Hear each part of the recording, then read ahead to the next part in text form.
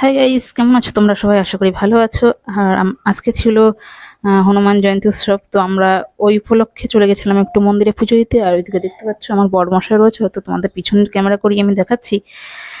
এদিকে বড়মশাই কিন্তু পুজো দিচ্ছে, আর ওনারা দুইজন রয়েছে, ওনাদের দুইজনের হাতে কিন্তু দিয়ে দিতে, যে প্রসাদ নিয়ে গেছিলাম আমরা, আর মালা নিয়ে গেছিলাম, ফুলের মালা, সেটা কিন্তু ওই দুইজনের হাতে দিয়ে দিয়েছিলাম। তো তারা কিন্তু ভগবানকে চড়িয়ে দিয়েছে।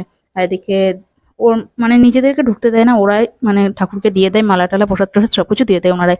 আর এদিকে দেওয়া হয়ে গেছে। আমার বর কিন্তু এখানে একটা ধূপকাঠি মানে দেখিয়ে দিল ভগবানকে, আর নিচে বসে কিন্তু প্রণাম করে নিল। ঠিক আছে, তো এখানে পুজো করার পরেও পুরো পরিক্রমা দিতে হবে। আর আজকে প্রচণ্ড ভিড় ছিল মন্দিরে, যেহেতু আজকে জন্ম উৎসব ছিল হনুমানজির, তো সেই হিসেবে প্রচণ্ড ভিড় ছিল। আর এদিকে দেখতে পাচ্ছ এরা লাইন ধরে বসে রয়েছে, কেন বলো তো? এরা এখানে হনুমান চালিসা পাঠ করছে, ঠিক আছে, পড়ছে। খুব সুন্দর লাগলো দেখে, মানে প্রচণ্ড ভিড়, প্রচণ্ড ভিড়।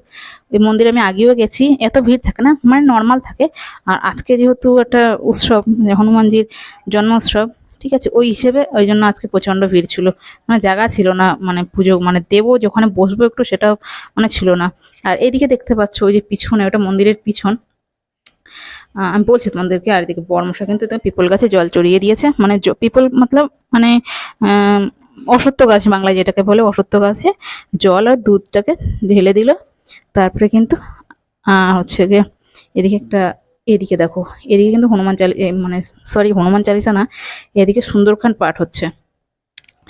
তো বর দেখো ওখানে একটু ধূপ জ্বালিয়ে সে দেখিয়ে দিয়েছে গাছে, পিপল গাছে দেখিয়ে দিয়েছে। তারপরে ওখান থেকে আমরা যাব মন্দিরের দিকে, পুরো মন্দিরটা আমরা পরিক্রমা করব, ঠিক আছে। তো দেখিয়ে দিয়েছে, চলো একটু প্রণামও করে নিল।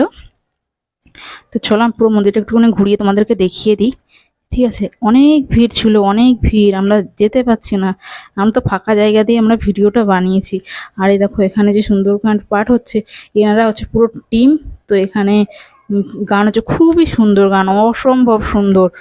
এমন মানে একবার শুনলে মনে হয় যেন শুনেই যায়, শুনে যায়। যতক্ষণ ধরে আমার বড়মশাই পুজো করছিল, ততক্ষণ কিন্তু আমি দাঁড়িয়ে দাঁড়িয়ে আমি এইগুলো শুনছিলাম, এত সুন্দর লাগছিল, একদম পুরো মনটা ভরে যায় শুনলে।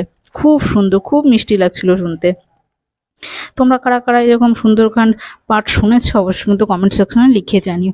আমার কিন্তু খুব ভালো লাগে, তোমাদের কার কার ভালো লাগে অবশ্যই কিন্তু জানিও। তো চলো পুজোটা মোটামুটি হয়ে গেছে। বড় বলছিল আমি এক্ষুনি, আর বাবানকে আমি যেহেতু রেখে গেছিলাম বাড়িতে, ওই জন্য আমাদের একটু তাড়া ছিল, কেননা বাবানকে রেখে গেছি, সে হচ্ছে গিয়ে ঘুমাচ্ছে, উঠে গেলে তারপর কান্না করবে, টিভিও বন্ধ ছিল, ওই জন্য আমরা একটু তাড়াতাড়ি করছিলাম, বেশিক্ষণ শুনতে পারিনি। ঠিক আছে, শুনতে তো খুব ভালো লাগছিল, বাট বাবানকে রেখে গেছিলাম বলে ওই জন্য আমরা শুনতে পাচ্ছি না, মানে শুনতে পারছিলাম না।